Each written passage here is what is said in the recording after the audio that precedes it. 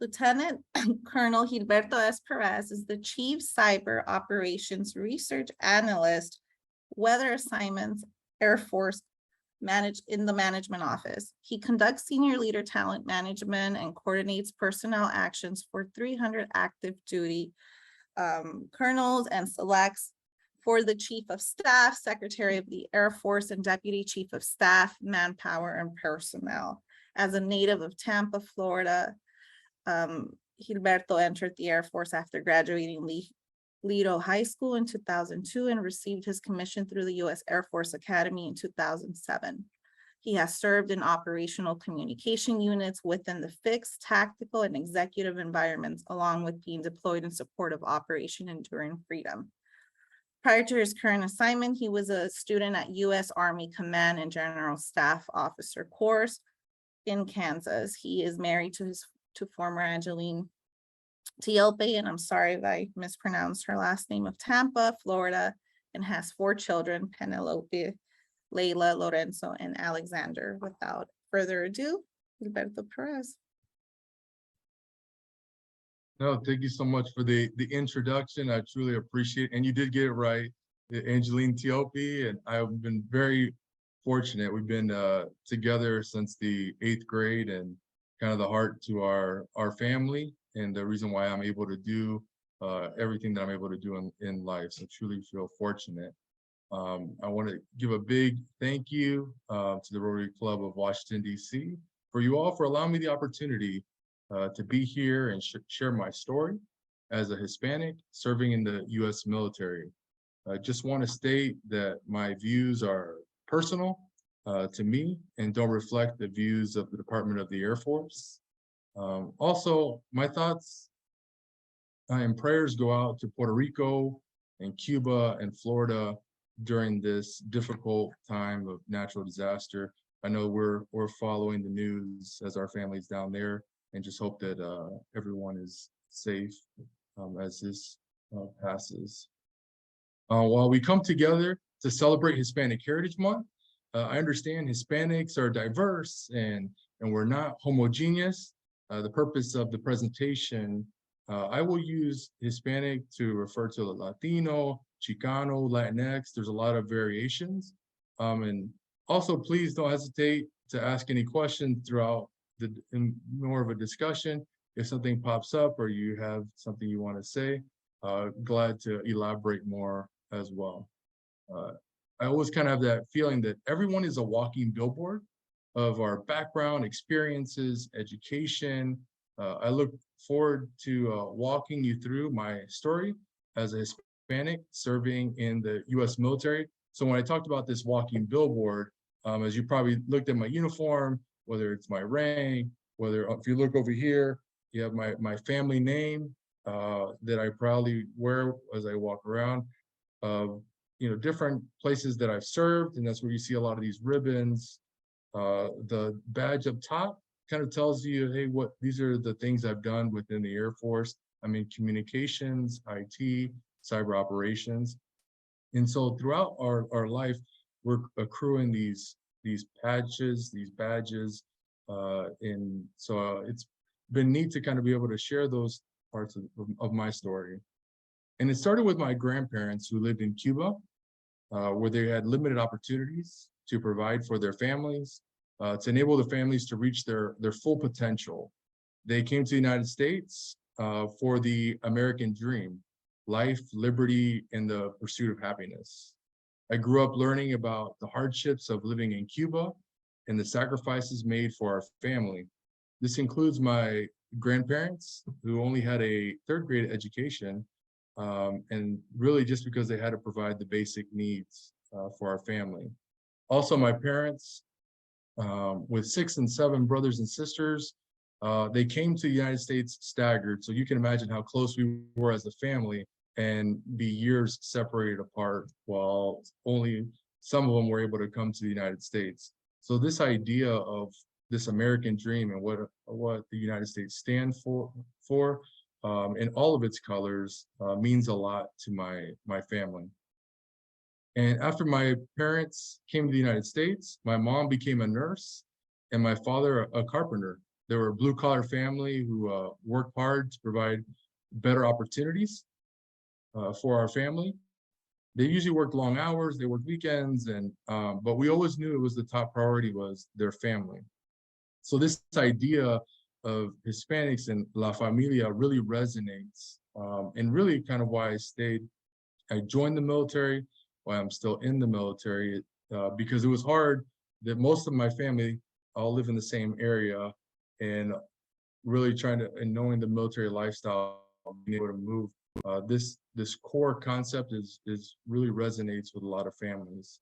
So family has been this core element in my life, and we had like 7 houses on the same block. So if you can imagine, 33614, same zip code. I would go visit my aunt, I would go visit my uncle, I would go visit my cousins, my dad. Like it was always a reunion, just walking down the neighborhood. And when we kind of growing up, when that notion of it takes a village to raise a child was definitely my background, and that's this idea of teamwork, and really checking up on you as well. So this family concept was ingrained at a very young age. A memorable experience is when my grandfather, he had a pig roast to celebrate some event. I don't remember the reason for the event, as we always found ways to celebrate small wins in our family. But he did gather everyone. And so the adults brought their coworkers, kids brought their classmates, neighbors brought their friends. And so they were all in this big, so if you can imagine this big gathering, and he brings everybody together to say this toast. And this toast really kind of resonates this notion of La Familia.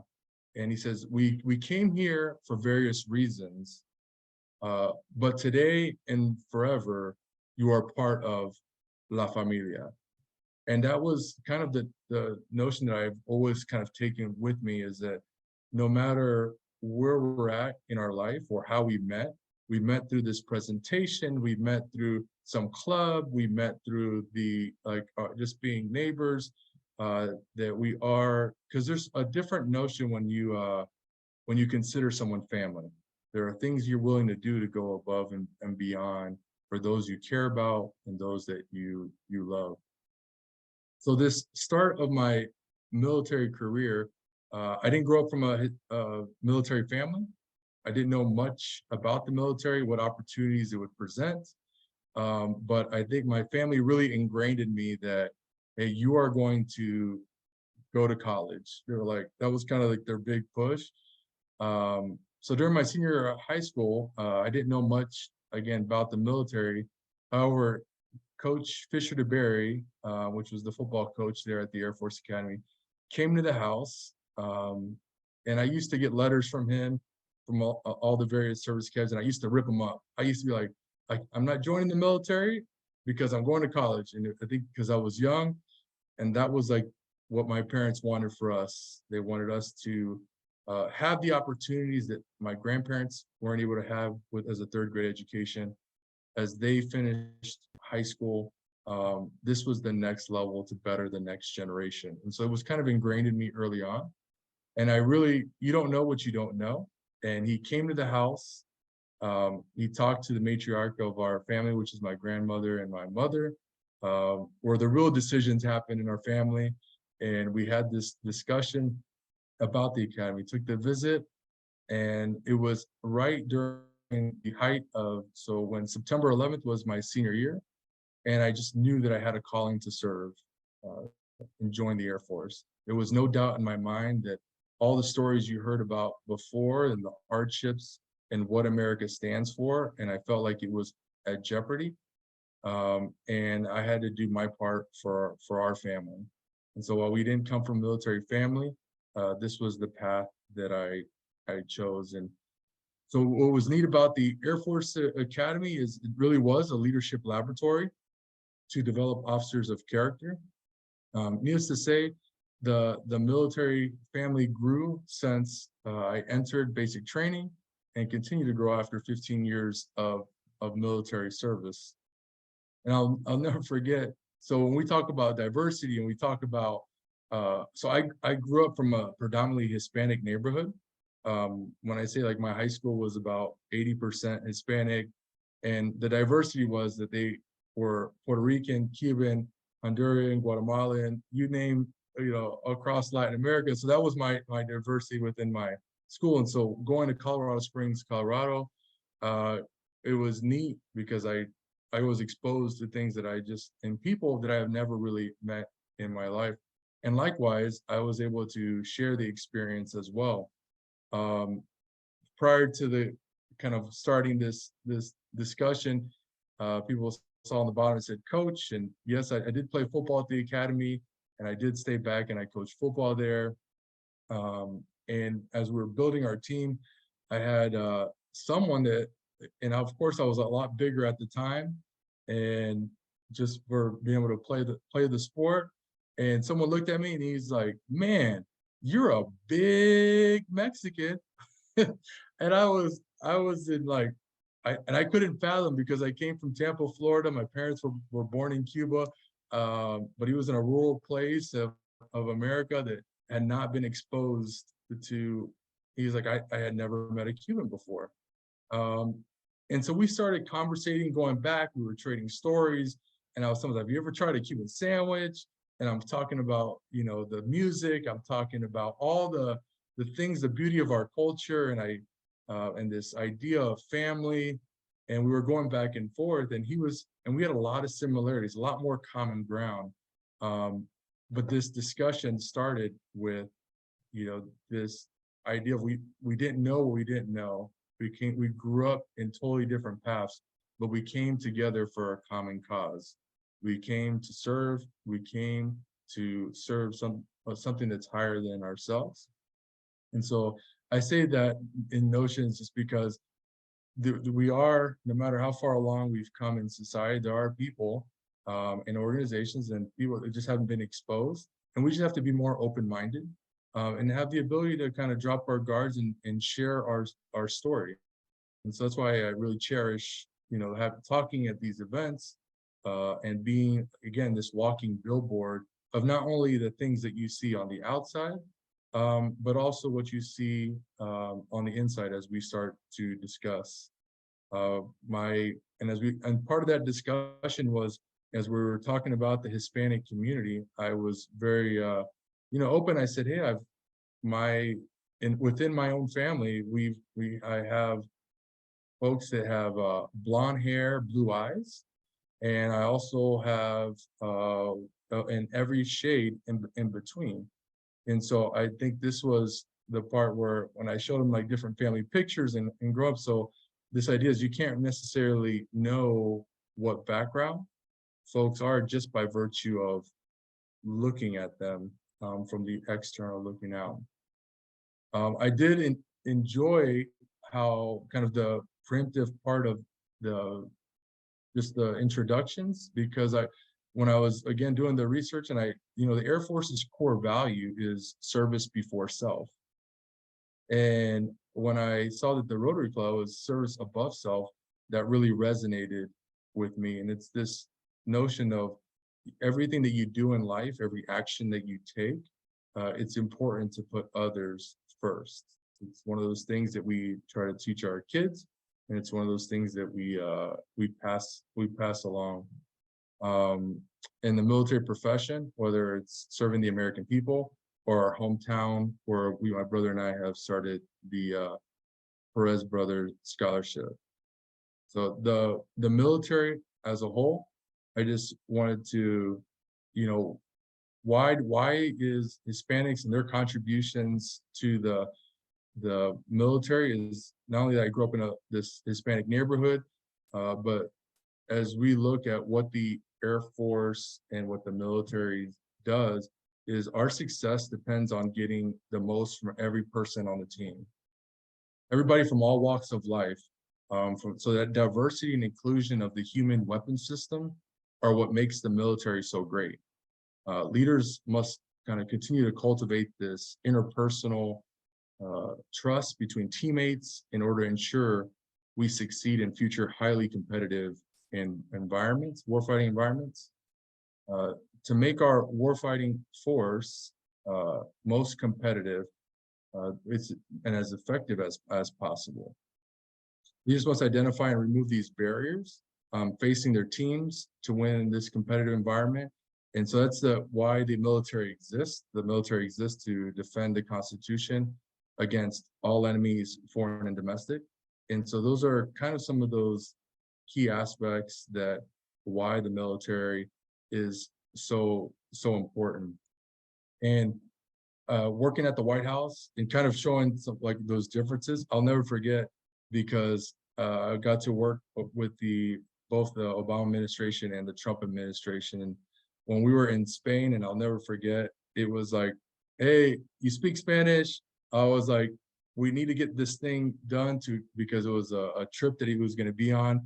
And everybody was like, you're like the interpreter, you're the one that's going to get all the actions done. And I'm like, all right, I'm on it. And it was funny because everybody was like on the clock. It was like, hurry up, we got to get this within days. And then all of a sudden, I told him, I was like, just give me your list of things. And it was just because I knew that within our culture is that very task oriented, like, hey, I'm very demanding, this is about me, doesn't work well in that environment. And so by the time that we got done with the first 24 hours, they got everything they wanted and more, to include putting one of our large vehicles that goes on those kind of our convoys, but while we're away, and was able to park actually inside the whole hotel conference room. Where you're like, how was this even possible? But they were willing because they knew that they considered me family, and they were willing to go the extra mile overall. And so I think those experiences, so you're saying, what's that competitive advantage? Those experiences, and how do you share that? How do you grow from one another? And how do we leverage those talents to move forward? So right now, I'm in the kind of like the HR space. And so I am looking here to really develop talent. So within the colonel's management group, to kind of get the right colonel at the right place at the right time. And so how do we recruit Hispanic talent? How do we, as well as how do we retain them? How do we promote them? All those things are kind of paramount, not just for Hispanics, but for at large. But you have to also know those nuances and what people value. People want stability, or they want those connections. And so being able to build those connections are extremely paramount moving forward. One of the notable persons that I just wanted to kind of throw out there is Lieutenant General Mark Sasebo. He's also for the Hispanic Empowerment and Advancement Team. He's the champion to kind of remove barriers for the Hispanic communities within the Air Force. And he was a lieutenant colonel. Well, he's currently now the 12th Vice Chief of the National Guard Bureau. And during September 11th, so it would be, since we're here in the DC area, he's the one that got the call. So you have a Hispanic lieutenant colonel that got the call, to be able to do 24/7 patrols over the nation's capital during our time of crisis. He got tasked so fast that they could not put weapons on his jet. They wanted him off the ground to be able to do patrols. So what does that mean? So when you had at the time United Airlines Flight 93 that was still in the air at the time, they knew they had no weapons, and so it was one of those suicide missions that that he was going to sacrifice. Again, service before self, putting himself, understood that time was of the essence, and went above and beyond to do that. And so just wanted to share that little vignette. There's plenty more Hispanics have served since the onset since we've started as a nation, and continue to serve all the way up to currently. So that's I've got a lot of different parts of my background, a little bit of parts of kind of some things that have changed me or was my decision cause, but I'm open to questions. And so what an inspiring story. I really enjoyed it. I've worked with Latin America all my life, as our President Marilyn knows. Just a side comment, perhaps you could join us sometimes for a leadership workshop. It sounds like you really know what you're doing. it would be very inspiring to have you. Let's see what we can do, President Marilyn. I wanted to ask that you comment on the sign behind you. I can't quite read all of it because you're right in the middle of it, but good, better, best. Why don't you comment on that? And then I just wanted you to comment on your decision to apply to the Air Force Academy. And that was a great leap on your part. We do have a member who actually taught at the Air Force Academy, retired Brigadier General Carl Riddell. I spoke with him last week, and he taught history at the Air Force Academy a few years back. But be interested in hearing a little about your decision, how you applied to the Air Force Academy. Absolutely. Well, on the first part, on the leadership supporting the development, I'm always open and available. They'll share my contact info, so please don't hesitate to reach out. And if there's anything I can do to help in that regards, I'm glad to do it. I will be local here at least for another year, but also can do virtual in any other place that I go to next. The sign over here, this sign has been, it really resonated with my football coach. He used to make us say it all the time. And what it says in the back is good, better, best, never let it rest till your good is your better and your better is your best. And we would say that like every day of every week. And it just resonated that you are in this continuous improvement mindset, this growth mindset that we have not risen, we have not made it in the world just by, hey, you just got this rank, you just graduated from this school, all those pinnacle things that you think in life, that you're always striving to be better. And that's kind of why I usually try to keep it here with me. And I try to share that with folks as well. It's definitely a mindset, and that's how you see life, or the way I see life with this motto. The decision to go to the Air Force Academy, like I said before, I was ripping letters up. I didn't know it was a college.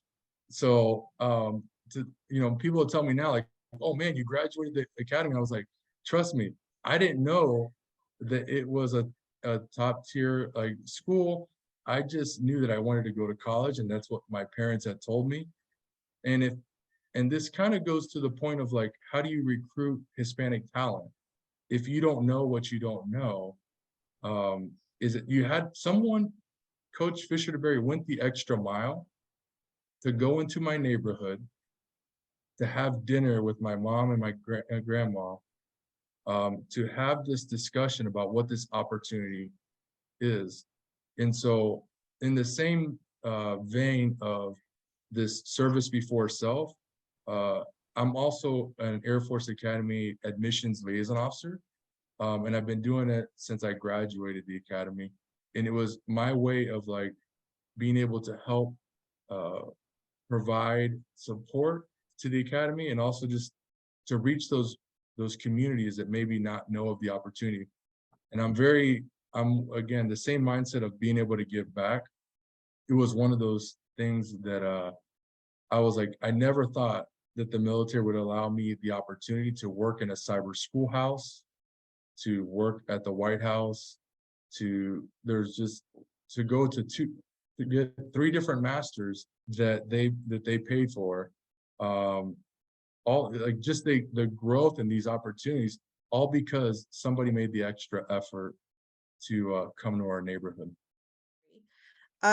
I just wanted you to comment a little bit about your experience in Operation Enduring Freedom. And if you could explain what that is to our members. Think so there's been major wars that we've had throughout. You hear about World War I, World War II.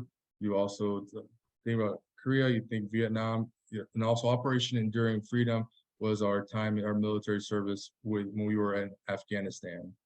And I was deployed in 2010, and I was about 2 I graduated in 2007, so 3 years after I had graduated.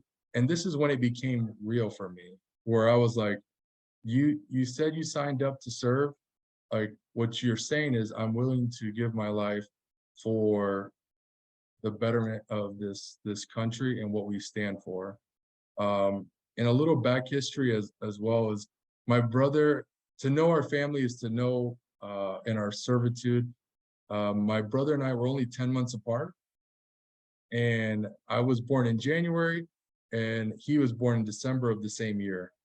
He ended up getting drafted in the second round by the Astros, got a very well signing bonus. And he was one of those where he was like, oh my goodness, like, how do I get my brother? I don't want him to go overseas because of the risks that were potentially associated with it. But I think we both kind of come to the conclusion, it's like, you wear this uniform for a reason.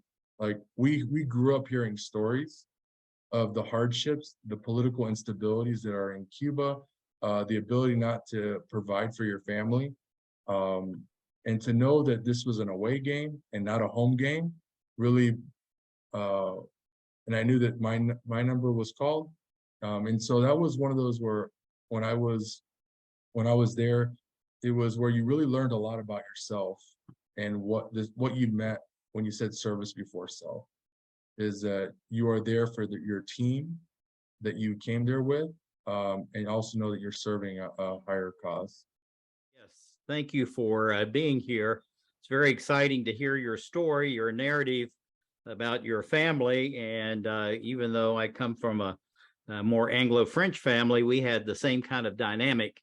And we were together all the time, 3 or 4 times a week among our extended family. So that really resonates with me.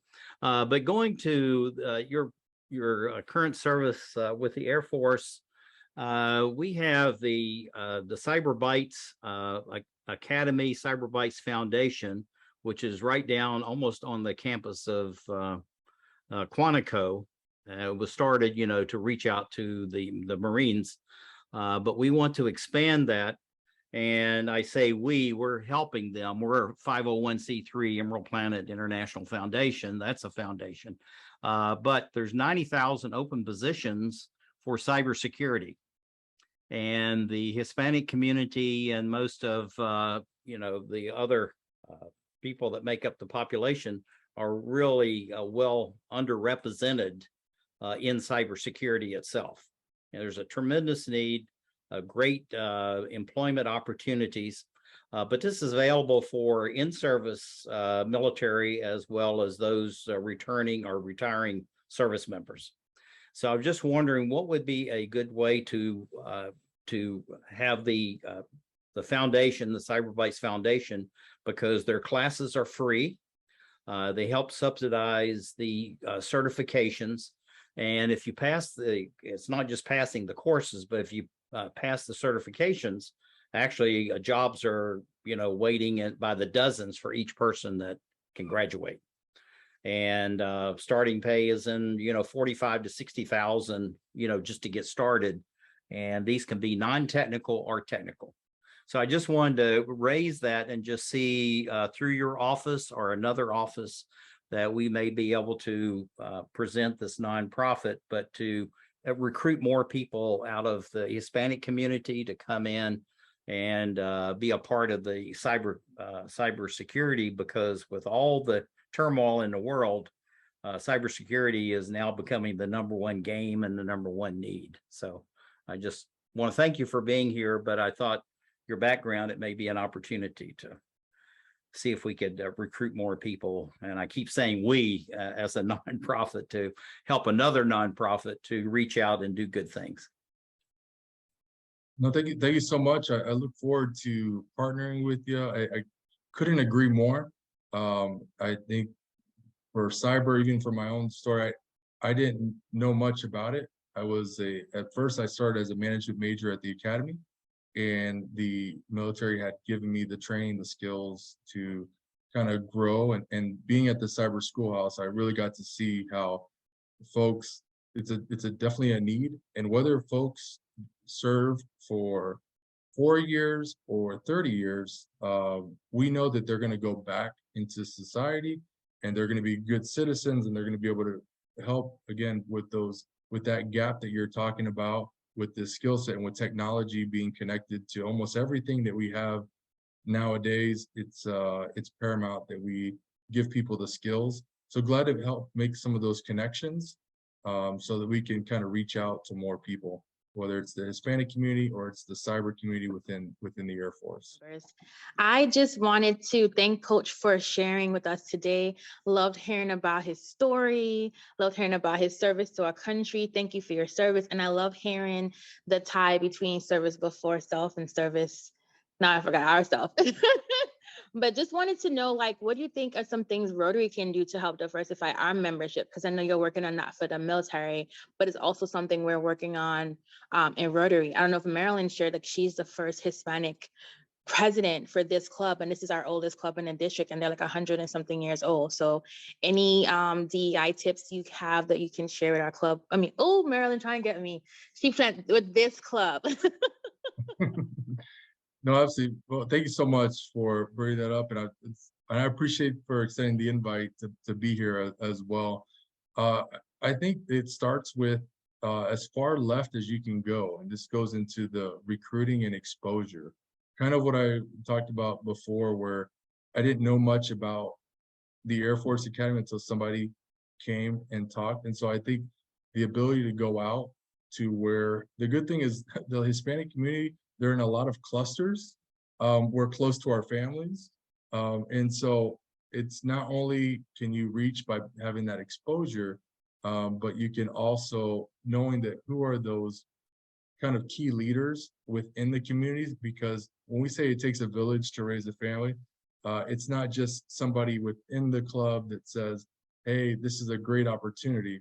If you've never seen someone that's done it, or you don't understand the value proposition of what this club brings, then a lot of times that they can't fathom that why should they put the extra effort, or maybe sometimes there are people trying to put food on the table, maybe they have other commitments, but if they realize that this fellowship, this value-based organization that puts service, above self is paramount, that they can take this to any other parts of their life.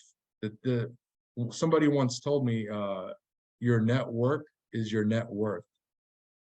And so by being here, we have now increased our network in overall our net worth and what our value and what our wealth is. It's not just the knowledge that you currently have, and it's not just you as an individual, but it's who you're connected to. So Thank you for that. And I have a question. It's not a follow-up, but just a curiosity question.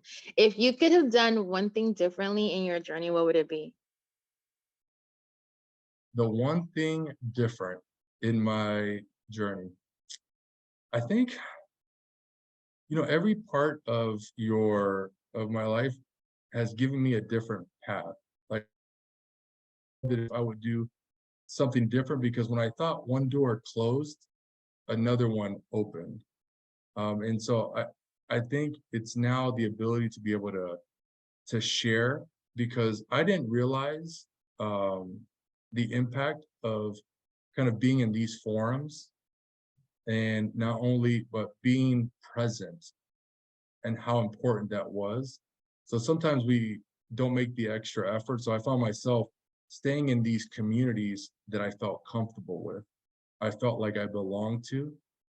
And I realized that, and this happened to me where you talked about having the first Hispanic president. Well, I'll never forget coming through a gate at a military base, and I met the Hispanic guardsman, the sentry that was there at the gate.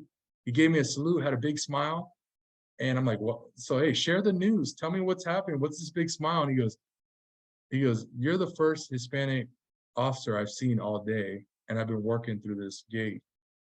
And it was that notion that I wish I would have known earlier, is that you have to be very intentional about being present in all these forums.